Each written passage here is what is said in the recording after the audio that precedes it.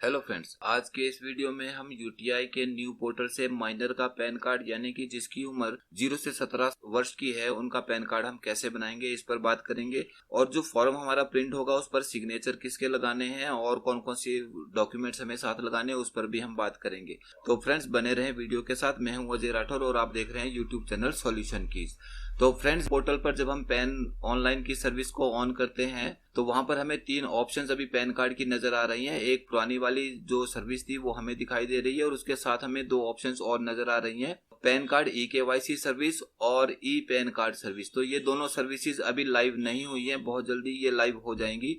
और यहाँ से पैन कार्ड कैसे बनेंगे उसके बारे में भी बात करेंगे। और जो ई-केवाईसी सिस्टम है, जब ये सर्विस ऑन हो जाएगी तो यहाँ से आप बिना डॉक्यूमेंट भेजे आप पैन कार्ड बना सकेंगे। और जो दूसरी सर्विस है ई पैन कार्ड, यहाँ से सिर्फ ई पैन कार्ड की सर्विस ही हमें मिलेगी। शायद जिनके पास ईमेल आईडी नहीं है या जिनका पैन कार्ड गुम हो गया उनके पैन कार्ड भी यहाँ से हमें ई पैन जो है वो डाउनलोड कर पाएंगे। शायद ऐसी सर्विस में हमें सुविधा भी मिलेगी। अभी न्यू पोर्टल से माइनर का पैन कार्ड कैसे बनाना है उस पर हम चर्चा करेंगे। तो न्यू पैन कार्ड बनाने के लिए हम किसी भी ऑप्शन पर अभी क्लिक कर देते हैं तो हमारे सामने नया पोर्टल ओपन हो जाएगा। तो वहां पर सबसे पहले हमें एक इन्फॉर्मेशन नजर आ रही है जिसमें लिखा है कि 1 अप्रैल 2020 तक हमें अपने सिस्टम पर जो मैक इंस्टॉलेशन प्रोसेस है वो कंप्लीट कर लेना है। और यदि हम इस प्रोसेस को कंप्लीट नहीं करेंगे तो 1 अप्रैल के बाद हम पैन कार्ड की इस सर्विस का फायदा नहीं उठा पाएंगे, हमारा ये पैन पोर्टल जो है वो काम नहीं करेगा। तो आप लोग भी इसे मैक इंस्टॉलेशन को कंप्लीट कर लें। इसके बारे में मैंने पहले भी वीडियो बनाया है, उसका लिंक मैं नीचे डिस्क्रिप्शन बॉक्स में भी दे दूंगा और ऊपर आई बटन में भी आपको उसका लिंक मिल जाएगा और वीडियो के एंड स्क्रीन में भी आपको इसके लिंक मिल जाएंगे। तो चलिए अभी पैन कार्ड, माइनर का पैन कार्ड इस न्यू पोर्टल से कैसे बनेगा उसके बारे में देख लेते हैं। तो यहाँ पर application for new pan 49A यहाँ पर हम क्लिक कर देंगे। हमारे सामने जो नया पोर्टल ओपन हो रहा है उसमें जब हमारी ई-केवाईसी की सर्विस शुरू हो जाएगी तो इस तरह से कुछ पोर्टल नजर आएगा और यहाँ से आधार बेस्ड ई-केवाई ऑप्शन भी नजर आएगी जिससे हम बिना डॉक्यूमेंट भेजे पैन कार्ड बना पाएंगे।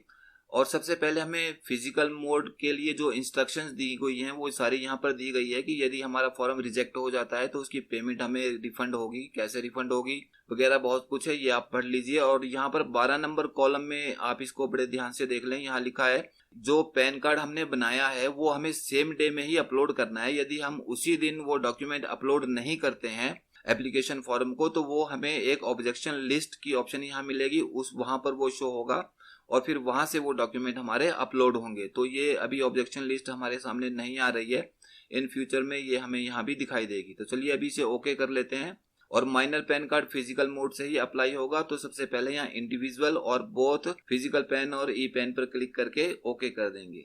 तो ये जो रेफरेंस नंबर है ये हमें नोट कर लेना है, भविष्य में इस रेफरेंस नंबर के द्वारा भी हम पैन कार्ड एप्लीकेशन को कंप्लीट कर पाएंगे यदि हमारा एप्लीकेशन नंबर जनरेट नहीं होता है। और उसके बाद सबसे पहले यहाँ पर जिसका भी पैन कार्ड बना रहे हैं, यदि लड़की है तो कुमारी करेंगे और यदि लड़का है तो श्री यहाँ पर हमें सिलेक्ट कर लेना है। उसके बाद लास्ट नेम और फर्स्ट नेम यहाँ पर लिख लेना है। यदि किसी बच्चे का जो है सिंगल नेम है तो वो लास्ट नेम के कॉलम में हम वहां पर लिख देंगे और बाकी कॉलम खाली छोड़ देना है। उसके बाद यहाँ नो और जेंडर सिलेक्ट कर लेंगे और यहाँ कैलेंडर में से जो डेट ऑफ बर्थ है उस डेट ऑफ बर्थ को हम यहाँ पर सिलेक्ट कर लेंगे। डेट ऑफ बर्थ सिलेक्ट करने के बाद कम्युनिकेशन एड्रेस में माइनर के पैन कार्ड में आपको सिर्फ रेजिडेंस एड्रेस सिलेक्ट करना है, ऑफिस एड्रेस यहाँ पर सिलेक्ट नहीं करना है। उसके बाद बच्चे का आधार कार्ड नंबर यहाँ डाल के उसे वेरीफाई कर देंगे और जो आधार कार्ड में उसका नाम है जिसका पैन कार्ड बना रहे हैं माइनर का, उसका नाम यहाँ लिख देंगे। उसके बाद नेक्स्ट स्टेप पर क्लिक कर देंगे और यहाँ से जो 3 ऑप्शंस है इन तीनों में से हमें आधार कार्ड सिलेक्ट कर लेना है और उसके बाद मेक पेमेंट पर क्लिक कर देंगे। तो मेक पेमेंट पर क्लिक करते ही पेमेंट से रिगार्डिंग जो भी इंस्ट्रक्शंस है वो हमें यहाँ पर दिख जाती है कि यदि कोई पैन एप्लीकेशन हमारा रिजेक्ट हो जाता है तो उसकी पेमेंट हमें कैसे रिफंड होगी और क्या क्या सावधानियां रखनी है वो इसमें दी गई हैं। उसके बाद हम यहाँ से पोर्टल से पेमेंट कर लेंगे सबसे पहले। और यदि आधार मैच हो जाता है तो यहाँ पर हमें शो हो जाएगा कि आधार ऑथेंटिकेशन हमारी सक्सेसफुल हो गई है। तो देखिए यहाँ पर your Aadhaar authentication done successfully, मतलब जो डिटेल हमने पीछे भरी है वो यहाँ पर मैच हो गई है, आधार मैच हो गया है। और उसके बाद यहाँ से इंडिया सिलेक्ट कर लेना है और उसके बाद जो उसके पेरेंट्स का मोबाइल नंबर है और ईमेल आईडी है वो यहाँ पर भर देंगे। अब यहाँ पर आपको ध्यान देना है कि यहाँ पर पेरेंट्स डिटेल में आपको फादर का नाम लिखना है यदि कोई सिंगल पेरेंट है तो यहाँ पर यस करके मदर नेम लिखना है। पर इस चीज का ध्यान रखें कि यदि बच्चे के आधार कार्ड में फादर का नाम नहीं है, मदर का नाम है, तो भी आपको यहाँ पर फादर नेम उनका लिखना है, क्योंकि पैन कार्ड फादर नेम से ही बनेगा। और यहाँ मदर नेम मैंडेटरी नहीं है, यदि आप चाहें तो मदर नेम भी यहाँ पर लिख सकते हैं। और उसके बाद यहाँ से नेक्स्ट स्टेप पर क्लिक कर देंगे और जो नेक्स्ट स्टेप आएगा वहां पर एड्रेस डिटेल में जो बच्चे के आधार कार्ड में एड्रेस है वो यहाँ पर भरना है। और फर्स्ट कॉलम में यहाँ पर फादर का नेम भर देना है आपको, चाहे आधार कार्ड में है या नहीं है तो भी आप यहाँ पर फादर नेम लिख दें। और बाकी का जो डिटेल है वो आपको आधार कार्ड के अनुसार भरनी है, विलेज, पोस्ट ऑफिस और तहसील वगैरह। और ऑफिस एड्रेस का कॉलम बिल्कुल नहीं भरना है। नो इनकम पर क्लिक कर देंगे और नेक्स्ट स्टेप पर क्लिक कर देंगे। उसके बाद एओ कोड आएगा, इसे ओके कर देंगे। और ये वाला जो कॉलम है इसके नीचे रिप्रेजेंटेटिव एसएससी एड्रेस डिटेल, इसको आप बड़े ध्यान से देख लीजिए कि यहाँ पर आपको जो माइनर का पैन कार्ड है ये कॉलम आपको जरूरी भरना है। यानी कि 0 से 17 वर्ष का यदि आप किसी का पैन कार्ड बना रहे हैं तो आपको ये कॉलम हर हाल में भरना है। और यदि किसी का पैन कार्ड आप बना रहे हैं उसकी उम्र 18 साल से अधिक है तो आपको ये कॉलम भरने की कोई जरूरत नहीं है, तब आपको ये कॉलम नहीं भरना है। और यहाँ पर एड्रेस डिटेल किसकी भरनी है? जो रिप्रेजेंटेटिव है, जिसकी जो उसका फैमिली मेंबर है जिसकी उम्र 18 साल से अधिक है, वो मदर भी है, चाहे फादर है या ब्रदर है या सिस्टर है या मामा मामी है, चाचा ताया, दादा दादी, नाना नानी, कोई भी हो सकता है। उनका जो आधार कार्ड है उसमें जो डिटेल है वो आपको यहाँ पर भरनी है, जो इस चीज को रिप्रेजेंट करेगी कि हाँ भाई इस बच्चे की जिम्मेवारी मैं लेता हूँ कि अगर इस बच्चे का पैन कार्ड से कोई मिसयूज होता है तो ये जो व्यक्ति है जिसकी डिटेल हम यहाँ भर रहे हैं ये व्यक्ति उस चीज के लिए जिम्मेवार होगा। तो इसलिए यहाँ पर रिप्रेजेंटेटिव एसएससी जो है आप किसी को भी भर सकते हैं, जो फैमिली मेंबर है उनकी डिटेल भर देंगे। और सबसे पहले यहाँ से सिलेक्ट करना है स्टेट, उसके बाद यहाँ से डिस्ट्रिक्ट की ऑप्शन हमारी ओपन होगी। फिर यहाँ पर पिन कोड नंबर भर देंगे। और जो नीचे का कॉलम है फ्रेंड्स, इसका भी आप ध्यान रखें कि पहले यहाँ पर हम हिमसेल्फ और हर सेल्फ भरते थे, लेकिन अब इस न्यू पोर्टल में जो सिलेक्टिव कैपेसिटिव है उसमें रिप्रेजेंटेटिव एसओसी करना है। यहाँ पर इस ऑप्शन को आपको सिलेक्ट करना है, नंबर 2 की रिप्रेजेंटेटिव एसओसी। यहाँ पर हिमसेल्फ हर सेल्फ नहीं करना है। अगर यहाँ पर हिमसेल्फ हर सेल्फ करेंगे तो ये फॉर्म हमारा सबमिट नहीं होगा। और वेरीफायर नेम, तो वेरीफायर नेम में जो नाम आपने यहाँ पर भरा है रिप्रेजेंटेटिव एसएससी के एड्रेस में, मदर का, फादर का, चाचा ताया, ब्रदर सिस्टर कोई भी है जो 18 प्लस की एज का है तो वही नाम आपको यहाँ पर लिखना है। यहाँ पर बच्चे का नाम नहीं लिखना है, यहाँ पर जो ऊपर एड्रेस में नाम लिखा है वही आपको लिखना है। और फिर वेरीफाई प्लेस में आप अपने ब्लॉक का नाम भी लिख सकते हैं और उसके बाद नेक्स्ट स्टेप कर देंगे। तो ये एक मेन पॉइंट था। उसके बाद डॉक्यूमेंट अपलोड में यहाँ से आपको कुछ नहीं करना है, सिर्फ सबमिट पर क्लिक कर देना है।